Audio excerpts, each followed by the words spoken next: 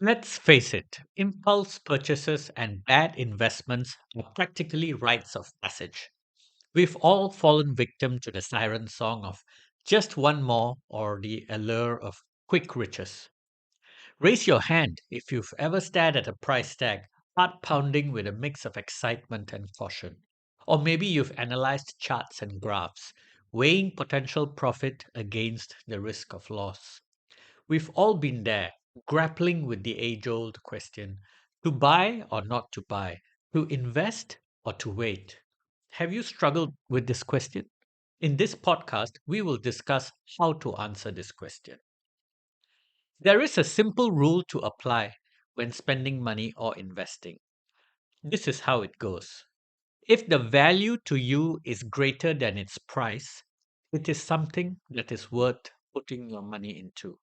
It is a simple rule. However, beneath the simplicity of this rule lies the complexity of determining value. The problem is, value is often hidden. The value does not jump out at you in dollars and cents. Regardless of whether you are thinking of purchasing an item or investing in an asset class, what you require is a meaningful model to understand its value. There is no single model to determine this. The model is determined by what you are thinking of putting your money into. The model you will use to evaluate if a sandwich is worth it is different from the model you will use to evaluate if a holiday package is of value to your family. The model to evaluate investments in real estate investment trusts is different from the model you will use to evaluate investment in a stock. In addition to this, the model you use will be unique to you because it takes into consideration your current circumstances, your priorities, and your goals. So, how do you go about developing a model? Unfortunately, there is no precise answer to this. Value appears in many forms, and sometimes it may not be so obvious. However, I will provide you with some guidance to help you develop a model. In an earlier podcast, we explained how to develop a life strategy. If you have followed through with this exercise, you would have identified the areas in your life that are important to you, what the goals are in these areas. One way of determining value is to assess if the purchase or investment helps you achieve one of your important goals. If it does, it probably is of value to you. Secondly, be mindful of hidden costs. Factor in potential maintenance, repairs, or additional accessories you may need to buy. Take this into consideration as part of the price. 3. Sleep on it. Give yourself time to think and reflect.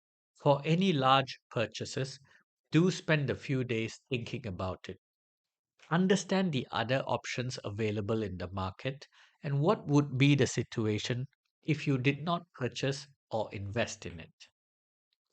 4. An option, which is the choice of whether to do something or not, as value. As we are surrounded by uncertainty, where once a commitment is made, it is irreversible, flexibility has value. For example, the option of losing the booking fee of a property in return for no commitment.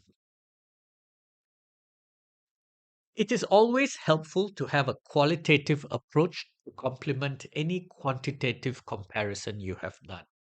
This is the story of why you want to put your money into this.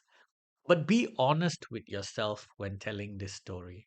It's easy to mislead yourself when you are excited about this purchase or investment. Tempering this excitement is an important aspect of ensuring you correctly evaluate value. Let us summarize the message here. When you have a meaningful model to evaluate the value of an item you want to purchase or an asset you want to invest in, you will be able to put a value to it and then compare it to the price. This is how you can decide if you want to put your money into something. Let us now discuss the dangers of not having this model to evaluate value. When you don't have an understanding of the value, you will be guided by the price.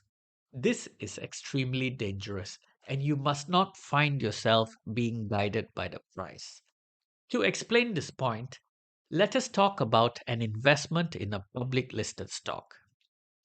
Let us say there are two investors, Tom and Jack.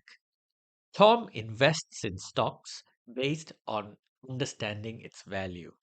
Jack invests in stocks based on the price.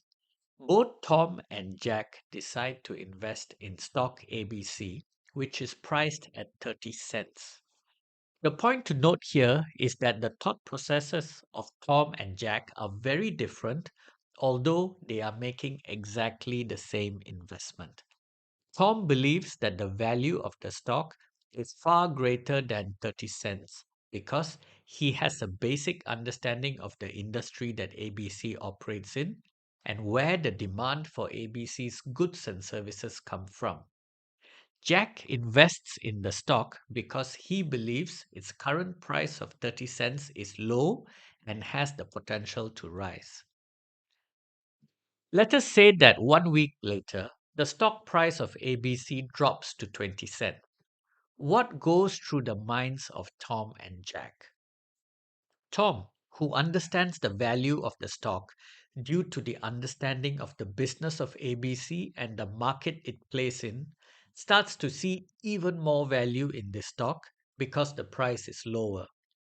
As Tom sees this value, he decides to buy more stock of ABC. Tom understands that profit comes not from the selling and buying only, but from the waiting as well. He sees the value in waiting. Jack, on the other hand, who purchased the stock because he believed that the price of 30 cents was low, starts to panic. He is panicking because the price has dropped. The reason Jack is panicking is because he does not have a model to understand the value of the stock. He is only guided by the price. This panic leads him to sell off all his stocks at a loss of 10 cents per stock. If you are a stock investor, ask yourself this: are you more like Tom, who understands the value of the stock, or are you more like Jack, who is guided by the price? I hope this example has shown you the difference between investing in an asset with a model to understand value and investing in an asset without a model to understand its value. We have discussed extensively the importance of evaluating value in this podcast. We want to close by briefly distinguishing value from affordability. Value does not imply affordability. A brand new Toyota vehicle can be of high value to you for a number of reasons, such as safety, reliability, decent second-hand value, and so on. However, this does not mean that you should buy it. It should only be bought if you can afford it. From a psychological standpoint, this is a mental trap we should be aware of.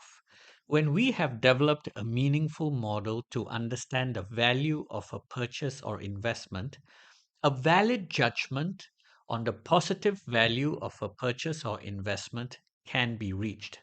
However, there is a possibility of a flawed thought pattern emerging. This flawed thought pattern occurs when a connection is made from the positive value ascertained to your ability to afford the purchase or investment. There is no such connection. Affordability is a separate and distinct matter. Only purchase or invest when you can afford it. There will be a separate podcast later when we delve into the details of determining affordability. In closing, one of the keys to personal financial success is holding your costs down and getting good value for every dollar spent. The challenge here is being able to develop a model to compare the value against the price. It will take time for you to develop these models, but I urge you to try. There is also a silver lining here. When you consistently start to evaluate value, after a period of time, you will start to naturally see the value in things as opposed to the price. You will start to see the items for sale and investment offerings through a different lens. This will enable you to quickly assess the value of items you want to purchase and the assets you want to invest in. Doing this consistently will ensure that you only put your money into purchases and investments that really matter and provide returns to you. The cumulative effect of developing this value lens and value evaluation habit will build a robust and sustainable financial foundation for you. That's all for this podcast. Thank you for listening. Speak to you in the next. Remember, this is not financial advice. We are providing financial knowledge to develop your perspectives on the many dimensions of personal finance that have to be simultaneously managed in our lives.